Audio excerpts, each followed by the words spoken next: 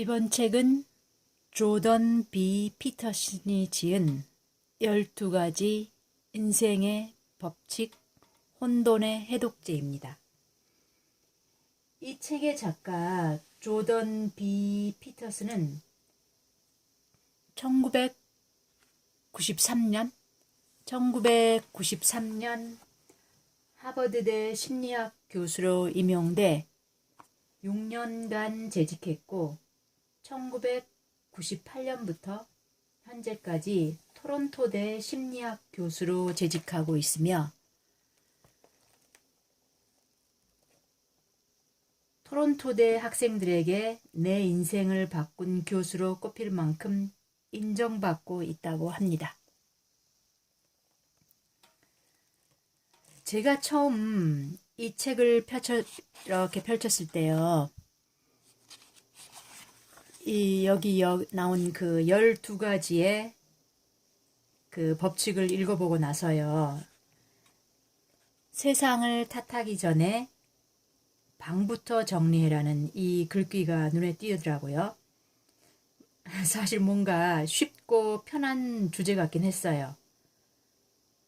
그래서 가볍게 펼쳤는데 그 내용이 상당히 심오하더라고요.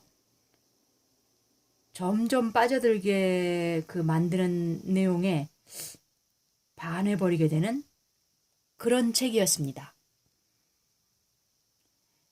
이 짧은 한 장에서 그 심리학적, 철학적, 문학적 이런 세계를 넘나들면서 펼쳐주는 이 기발한 작가의 힘에 빠져 들어가게 되었는데요. 사실 처음에는 이 각 장의 제목을 읽어보면서 마치 자기 개발서 같다는 그런 느낌도 받았어요.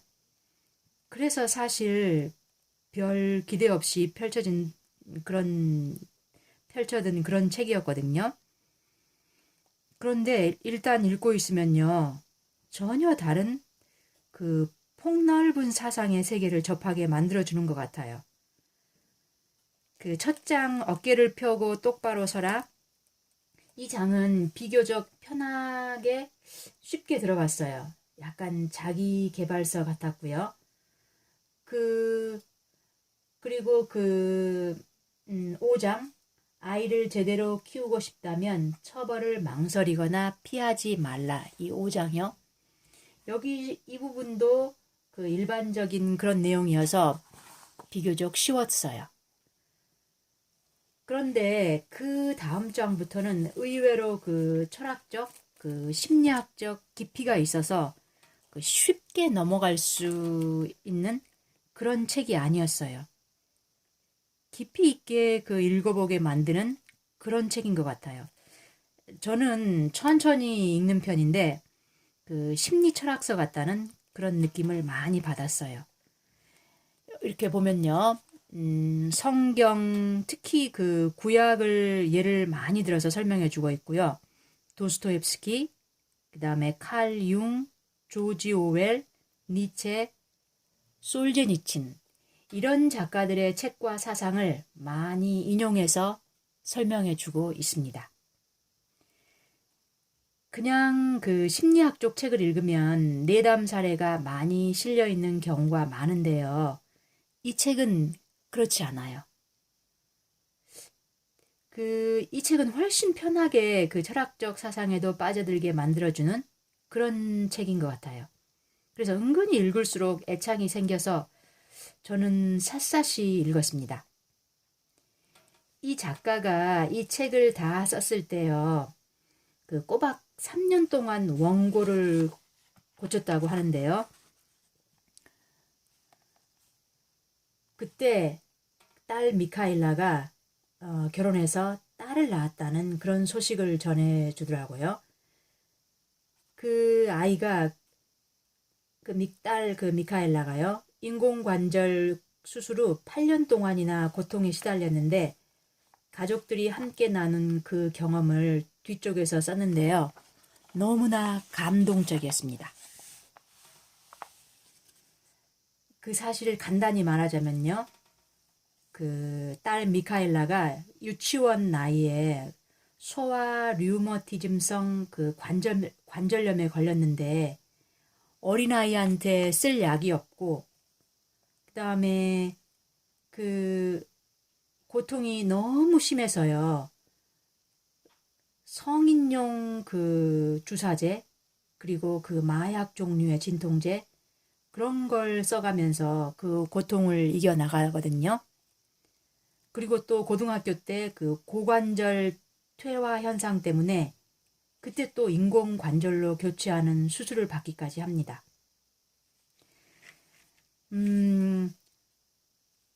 그 고통이 너무 심해서 밤이면 그 고통에 까무라쳐서 잠을 못 이루고 뭐 이런 것이 그렇게 오래 이어지거든요.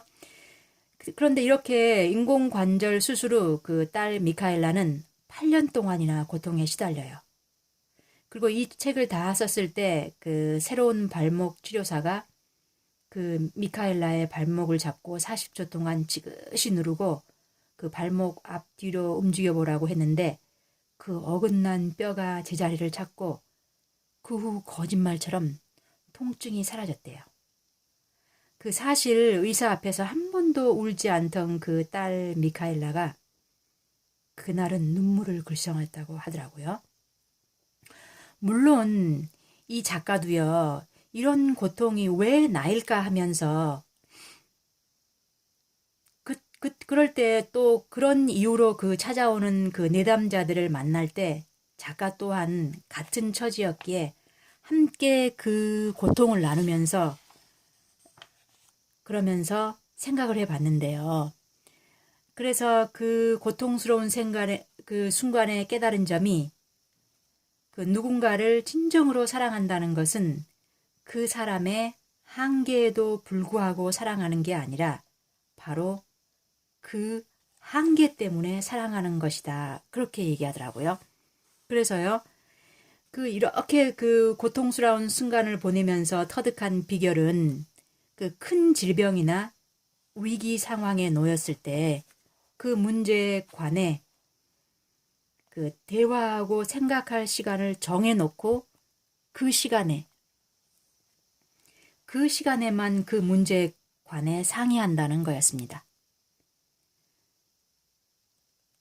그래서 그런 문제가 우리에게 미치는 영향을 제한하지 않으면 지치게 마련이고 결국에는 모든 것이 망가지고 온종일 그 고민한다고 해서 더 나아지지 않기 때문에 힘을 아껴야 한다는 거죠. 즉 언제 끝날지 모르는 그 전쟁 같기 때문에 최대한 평상심을 유지해야 한다는 겁니다. 이 작가는 그 인생의 힘든 순간을 겨우 지나오면서 그 터득한 비결 하나는 시간 단위를 아주 짧게 끊어서 생각하는 거였다고 합니다. 그래서 다음 주를 어떻게 보내야 할지 너무 막막하면 그 시간 단위를 아주 짧게 끊어서 생각하는 거였다고요. 그래서 우선 내일만 생각하고 내일도 너무 걱정된다면 1시간만 생각하고 또 1시간도 생각할 수 없는 그런 처지라면 5분, 10분 계속 더 시간을 잘게 쪼개는 거죠. 그리고 그것도 아니면 1분만 생각한다는 거죠. 사람은 상상 이상으로 강인해서요. 지금 눈앞에 놓인 문제를 마주할 용기만 있다면 생각보다 더 많은 것을 견뎌낼 수 있고요. 그리고 인생이 완전히 망가지는 걸 막을 수 있다는 거죠.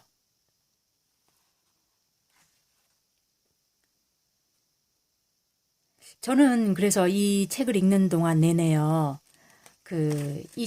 이 강한 이 작가가 막 강한 마음 이런 것들이 많이 전해지는 그런 걸 많이 배울 수 있었어요.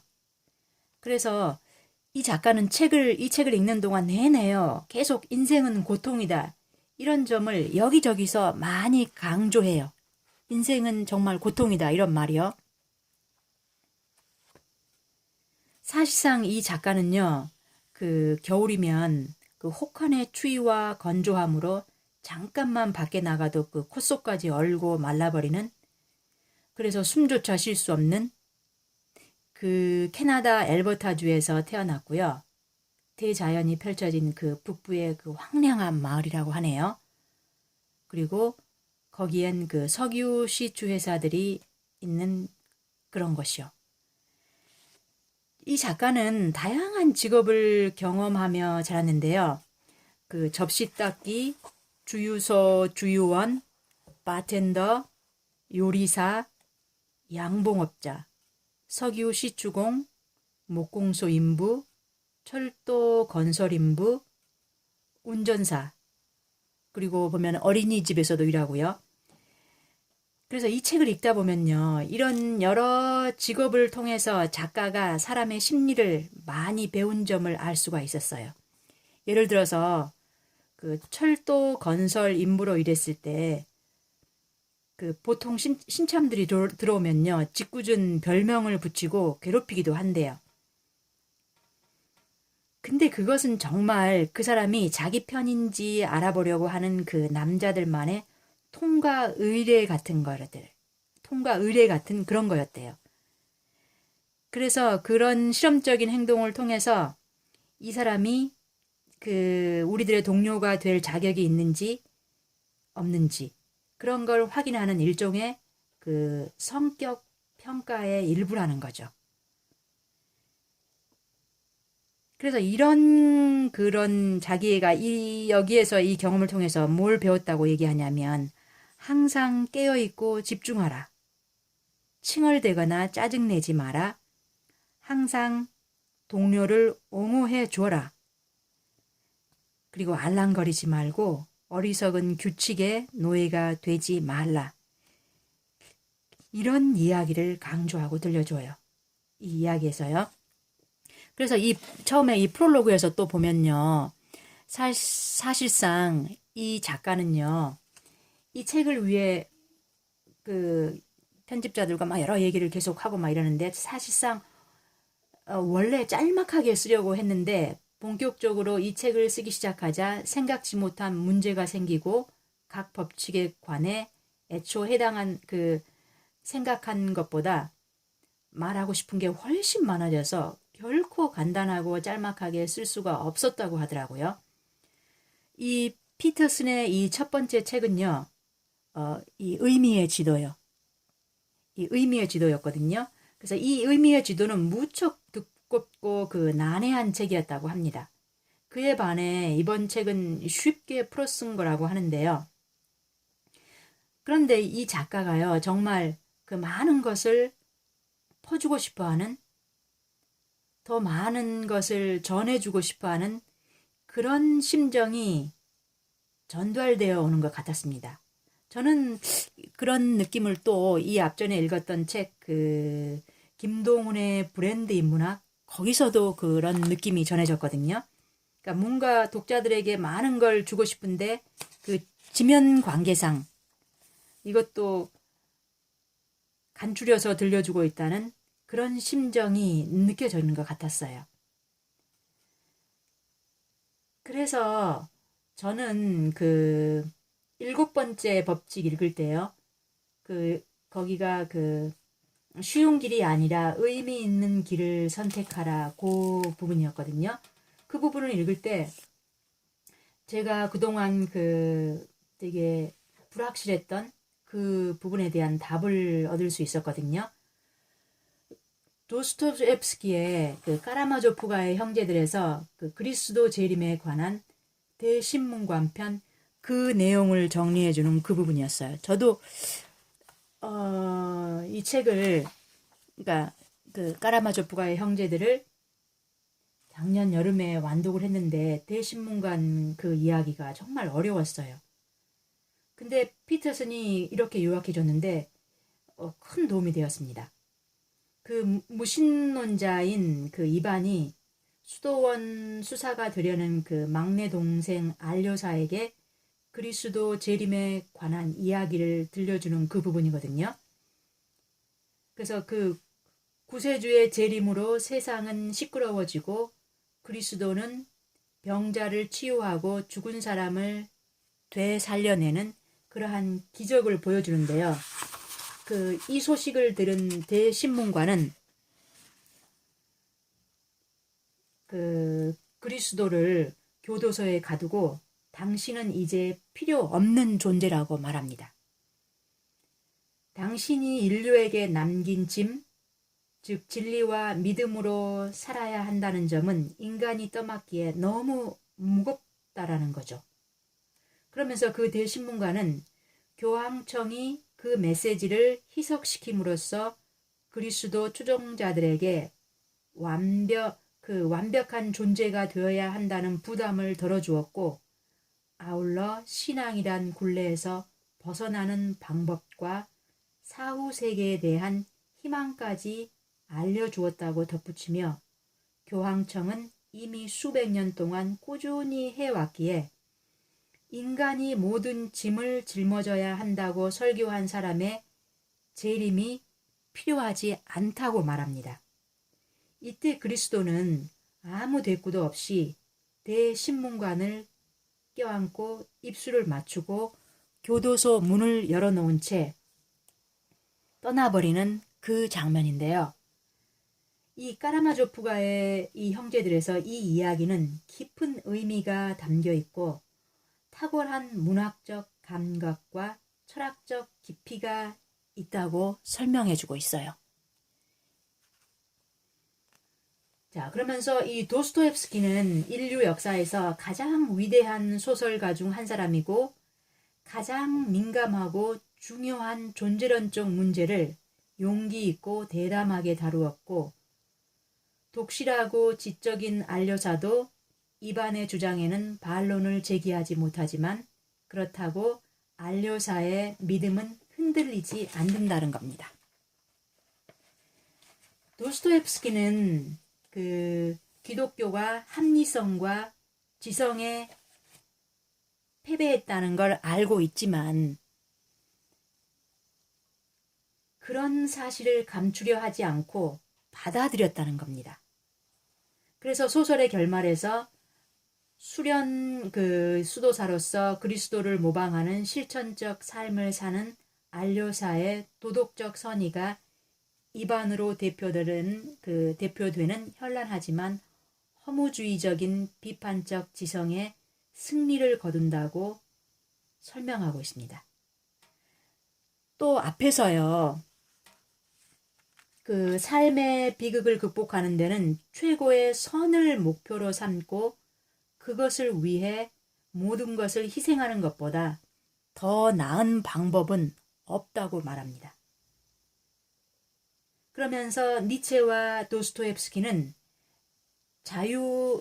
자유와 행동에는 한계가 있어야 한다고 믿었고요. 개인이 이 자유롭고 적법하게 행동하려면 엄격하고 일관적인 규율에 따라 파괴 직전까지 내몰릴 정도로 혹독하게 교육을 받아야 한다고 생각한다는 겁니다. 그래서 니체가 제기한 문제들을 깊이 연구한 덕분에 작가는 이런 진리를 찾았다고 합니다.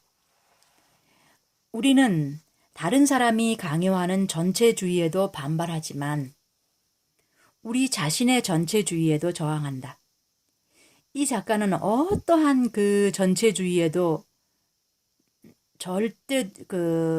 어떠한 전체주의에도 어떠한 호의를 주지 않아요. 아주 혐오하거든요. 그래서 우리는 자신에게 함부로 명령을 내릴 수 있는 능력자가 아니다. 예를 들어 내일부터 게으름을 피우지 않겠어 라고 굳게 결심해도 다음날 여전히 빙둥거리는 자신을 발견하고 오늘은 조금만 먹겠어 라고 아무리 다짐해도 폭식의 유혹을 떨치지 못하고요. 뭐 이제부터는 술에 취해서 실수하지 않겠어라고 맹세하지만 여전히 실수를 반복하고요. 이처럼 우리는 이성의 지시를 잘 따르지 않는다는 거죠. 특히 이성이 어떤 이데올로기에 사로잡혀 있는 경우에는 더욱 그렇더라고요.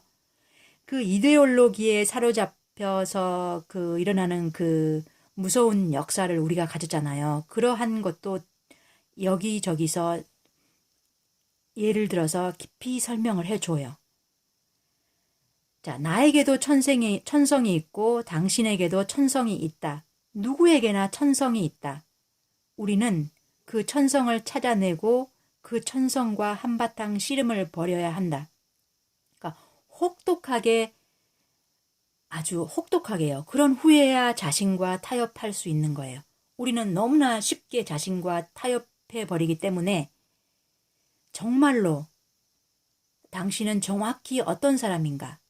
그리고 어떤 사람이 되기를 바라는가? 이거를 처절하게 생각해 봐야 한다고 뒷부분에서 강조를 많이 해요. 자, 그래서 문제의 본질을 알아야 그와 관련된 질문에 정확한 대답을 할 수 있다는 거죠. 그래서 이 뒷부분으로 계속 연결돼서 읽는 동안 저도요, 요 부분, 나는 정확히 어떤 사람인가? 그리고 또 나는 어떤 사람이 되기를 바라는가? 지금도 생각하지만 아직도 저 혹독하고 이 작가가 아주 솔직하게 그거를 생각하고 결론을 내려라 이런 부분에 대해서 저도 아직 생각 중에 있습니다. 그래서 지금 이 작가가 전해준 이 진리가 깊이 느껴지는 그런 결론에 이르게 되었습니다. 네, 여기까지 들어주셔서 고맙습니다.